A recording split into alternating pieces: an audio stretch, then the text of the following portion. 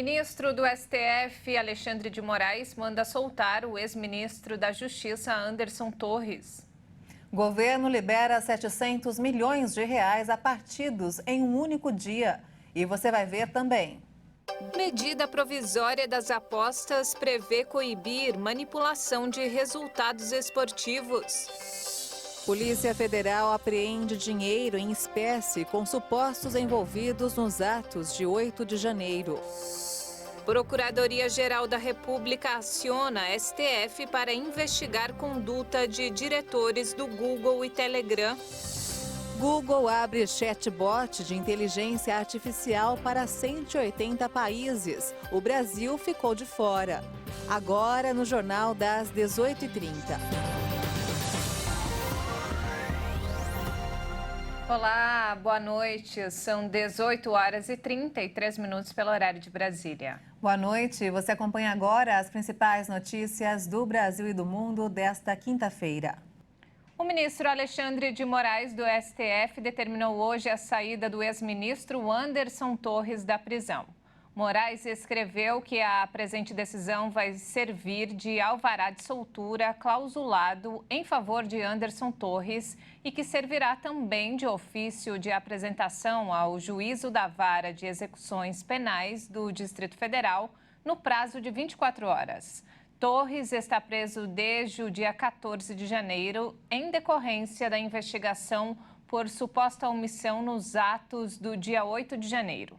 Na decisão, Moraes informou que não vê mais motivos para Torres continuar preso preventivamente e que medidas cautelares, como o uso de tornozeleira eletrônica, são necessárias para permitir a liberdade de Torres. O governo Lula liberou mais de 700 milhões de reais em emendas parlamentares em um único dia. O montante é quase o dobro do valor distribuído em 4 meses pelo Planalto. Com a disponibilização de recursos, Lula tenta garantir uma base de apoio no Congresso Nacional.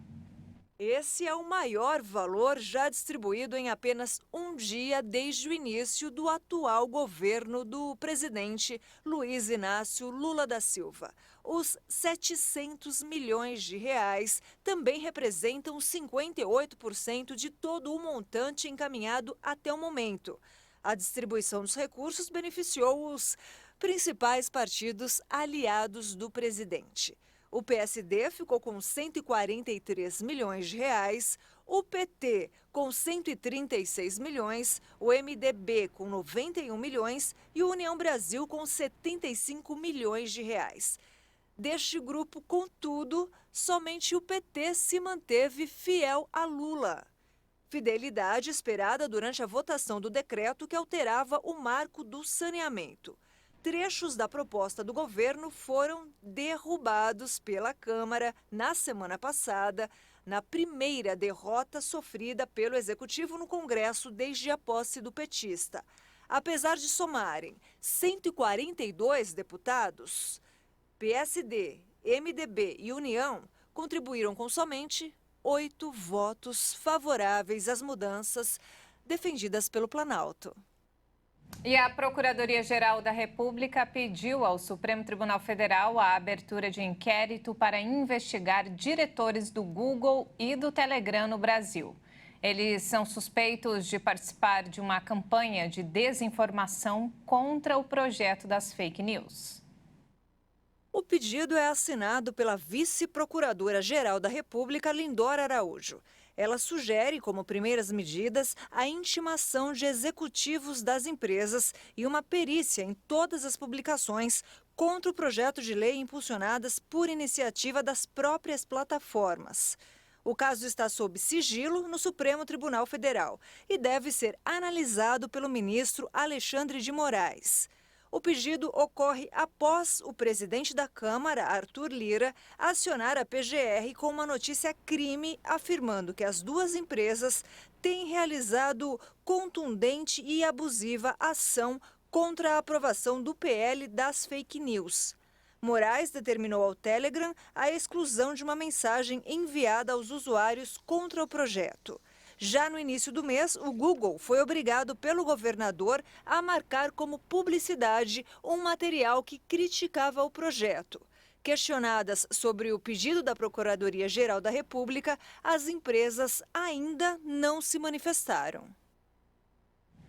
O Ministério da Fazenda divulgou hoje a proposta de medida provisória para a regulamentação das apostas esportivas. A ação ocorre em meio a um escândalo envolvendo suspeita de corrupção em campeonatos de futebol. O governo espera que a regulamentação seja o pontapé para melhorar a fiscalização e o combate das práticas criminosas relacionadas às apostas esportivas, além de planejar um aumento da arrecadação dos cofres públicos. Atualmente, o país permite apostas na modalidade online em resultados esportivos desde 2018. Se houver a regulamentação na prática, o governo pretende fixar regras mais claras, prevendo limites e sanções em caso de descumprimento das normas. O objetivo é que a proposta seja implementada via medida provisória e de que as regras entrem em vigor assim que forem publicadas no Diário Oficial. No entanto, ainda não há previsão de quando isso deve acontecer. Nesta semana, o Tribunal de Justiça de Goiás recebeu uma denúncia do Ministério Público contra 16 pessoas acusadas de manipulação em resultados de jogos. São 7 jogadores e 9 apostadores que teriam lucrado com o esquema.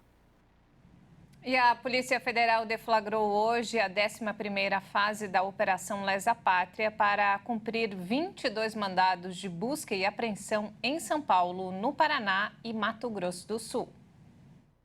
A Polícia Federal pediu e a Justiça determinou o bloqueio de bens, ativos e valores dos investigados até o limite de 40 milhões de reais para cobertura e ressarcimento dos danos causados ao patrimônio público na Praça dos Três Poderes, em Brasília, quando os prédios foram invadidos e vandalizados em 8 de janeiro. A Lesa Pátria, que se tornou uma operação permanente, tenta identificar pessoas que financiaram e fomentaram os fatos ocorridos em janeiro, quando o Palácio do Planalto, o Congresso Nacional e o Supremo Tribunal Federal foram invadidos por indivíduos que promoveram violência e dano generalizado contra os imóveis, móveis e objetos daquelas instituições. Segundo a PF, os fatos investigados constituem, em tese, os crimes de abolição violenta do Estado Democrático de Direito, golpe de Estado, dano qualificado, associação criminosa, incitação ao crime, destruição, deterioração ou inutilização de bem especialmente protegido. O Supremo Tribunal Federal, que julga esses casos, até o momento já decidiu pela abertura de ações penais contra 550 pessoas acusadas de participação nos atos antidemocráticos. Um ano depois da operação que dispersou a Cracolândia na Praça Princesa Isabel, o centro da capital paulista vive um aumento do medo e das tensões por todos os lados. Pessoas que dormem nas calçadas e militantes reclamam do aumento da violência policial e desmonte de políticas públicas. Moradores e comerciantes dizem sofrer com o aumento da insegurança na região central da cidade. Logo após a ação policial, à época como parte da chamada Operação Caronte, comandada pela Polícia Civil, a concentração de pessoas se espalhou por diversos pontos dos bairros da República, Santa Ifigênia, Santa Cecília e Campos Elíseos. Um levantamento realizado em julho de 2022 apontou 16 locais de concentração de pessoas.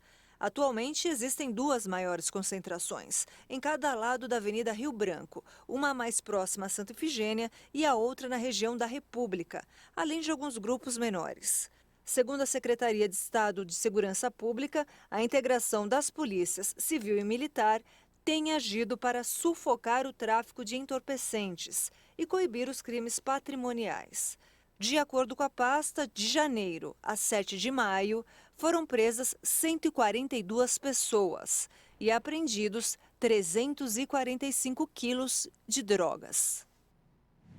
E olha só, a desigualdade no Brasil atingiu em 2022 o menor nível desde 2012. O crescimento do rendimento se deu de forma mais intensa nas faixas mais pobres da população. Os dados foram divulgados hoje pelo IBGE.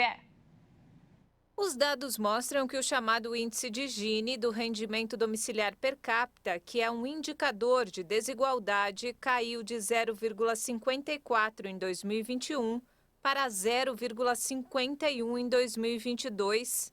Quanto mais perto de 1, maior é a desigualdade de um país. O resultado ficou abaixo de 2019, antes da pandemia. Entre os 5% mais pobres, a renda média mensal per capita foi de R$ 87,00 em 2022.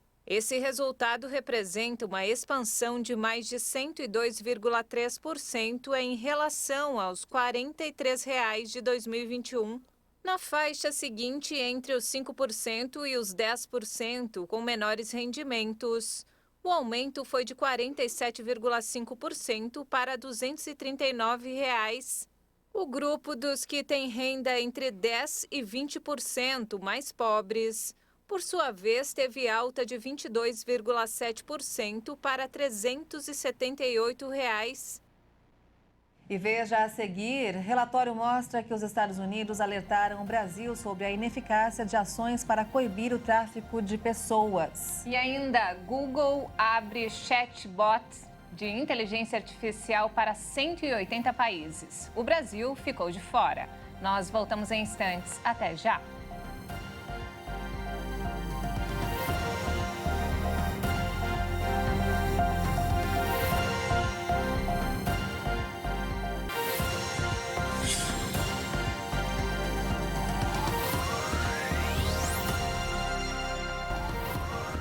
E estamos de volta às 18h45 pelo horário de Brasília. E vamos agora direto ao Rio de Janeiro com informações desta quinta-feira com o repórter Anderson Nascimento. Boa noite, Anderson. Boa noite, Maria Alice e Juliana. Polícia realiza operação contra furto de combustíveis na Baixada Fluminense. Os agentes saíram para cumprir 5 mandados de busca e apreensão nos bairros de Vila Centenário, Vila Leopoldina e também em Comunidade Corte 8, todas em Duque de Caxias. A companhia Transpetro alertou as autoridades após perceber uma queda de pressão no sistema que passa pela região. Segundo as investigações, a quadrilha perfurava o duto e fundia uma válvula, conseguindo extrair o petróleo através de uma mangueira. Os policiais localizaram o ponto de furto, onde encontraram um caminhão e equipamentos usados na extração. O motorista do veículo, identificado como José Luiz dos Santos, conseguiu fugir pela mata e está foragido. Após identificar a procedência do caminhão, a polícia chegou no nome de Diego Jorge Pereira, apontado como criminoso especializado nesse tipo de delito e com 9 anotações criminais. Em nota, a Transpetro afirmou que essa prática traz riscos à comunidade e ao meio ambiente. Informou ainda que disponibiliza o telefone 168 para receber denúncias sobre as movimentações suspeitas. E olha só, professores ocuparam a Prefeitura de Duque de Caxias, na Baixada Fluminense.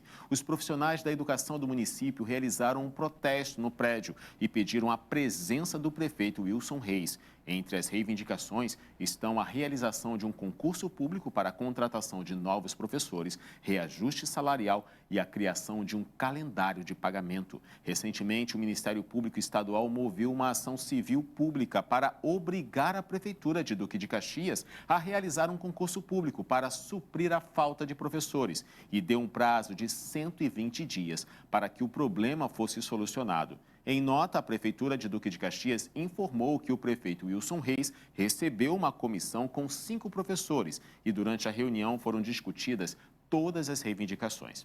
Eu fico por aqui e amanhã eu retorno com mais notícias do Rio. Até lá. Obrigada, Anderson. Uma ótima noite para você. Obrigada, Anderson, e até amanhã.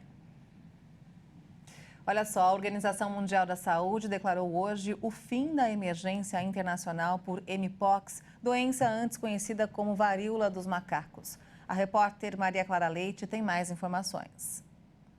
O mais alto nível de alerta da OMS para Mpox havia sido declarado no final de julho do ano passado, quando um surto atingia mais de 70 países do mundo. Só que agora, um grupo de especialistas do Comitê de Emergência do Regulamento Sanitário constatou que a resposta internacional para conter o surto foi positiva e teve progresso. Nos últimos 3 meses, houve quase 90% menos casos relatados em comparação com os 3 meses anteriores. Além disso, não foram detectadas mudanças na gravidade da doença e nem nos sintomas, que começam com febre, dor de cabeça, dores musculares e nas costas, pequenos nódulos, calafrios e exaustão, e evoluem para erupções que começam geralmente no rosto e depois se espalham para outras partes do corpo, principalmente as mãos e os pés. Até agora, foram registrados mais de 87 mil casos e 140 mortes em 111 países. O Brasil registrou quase 11 mil casos da doença e 16 mortes. O quarto lote do abono salarial será pago na próxima segunda-feira a mais de 4 milhões de trabalhadores. Neste mês, vão receber o PIS trabalhadores nascidos em maio e junho e o PASEP funcionários públicos com final de inscrição 4 e 5. Segundo o Ministério do Trabalho e Emprego, o total de recursos para o abono neste mês chega a 4 bilhões e 400 milhões de reais. O trabalhador pode consultar se tem direito ao benefício por meio do aplicativo da Carteira de Trabalho Digital ou no portal gov.br. E vamos agora ao mercado financeiro. O dólar fechou em queda nesta quinta-feira, com a moeda brasileira sendo favorecida pelo diferencial de juros do país em relação ao exterior e pelo fluxo de investidores para a Bolsa de Valores. A moeda norte-americana caiu 0,28% e encerrou o dia cotada a R$ 4,93 na venda.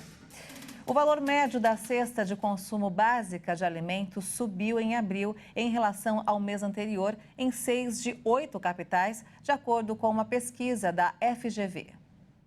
As cidades que registraram as maiores altas foram Belo Horizonte e Rio de Janeiro, com 3%, e Curitiba, 1,7%. Já as maiores quedas foram em Manaus e Salvador.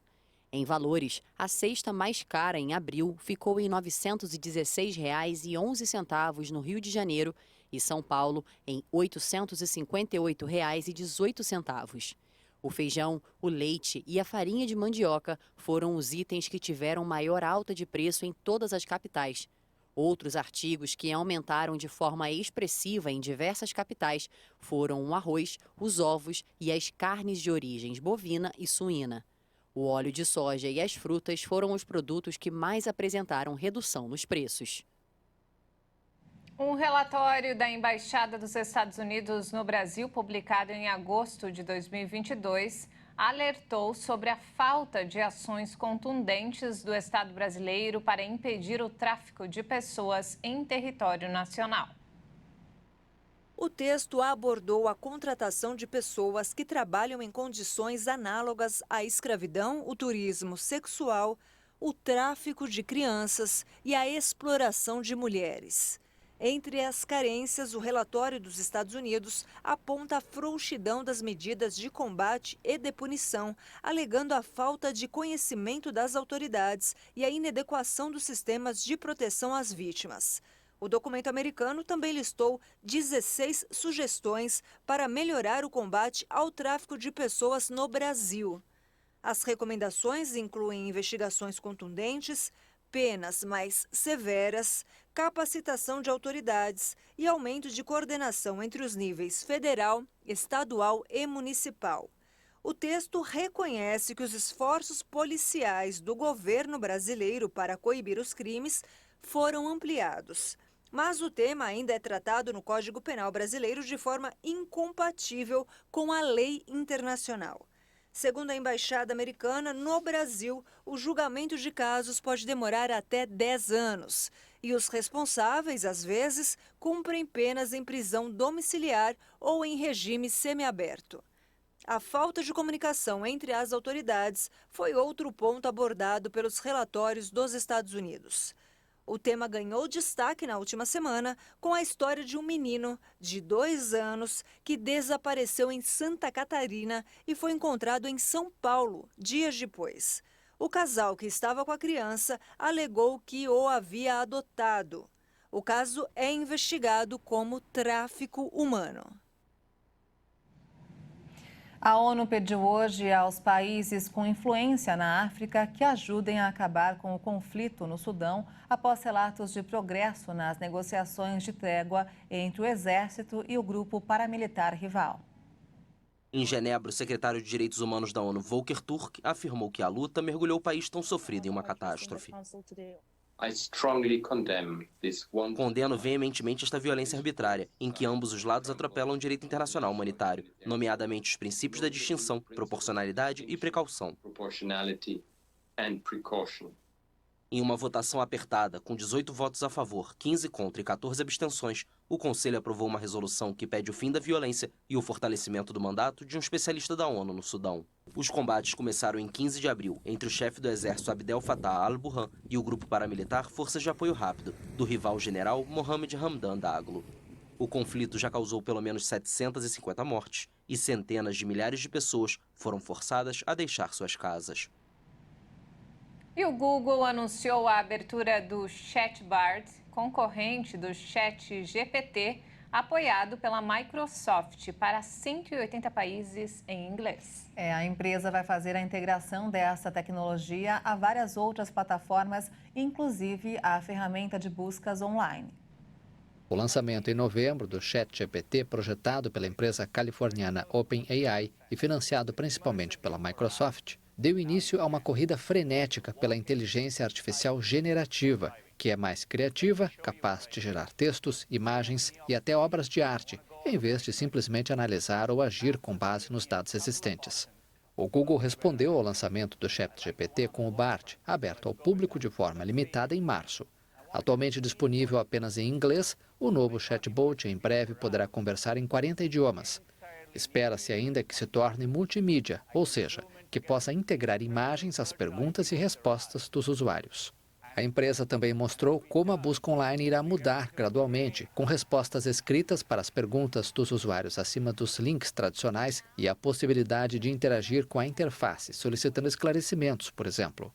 O novo Google estará disponível nas próximas semanas e a empresa abriu uma lista de espera na qual os usuários podem se inscrever para utilizá-lo em algumas semanas. E o Jornal das 18h30 fica por aqui. Você acompanha outras informações durante a nossa programação. Uma ótima noite para você. Obrigada pela companhia. Boa noite.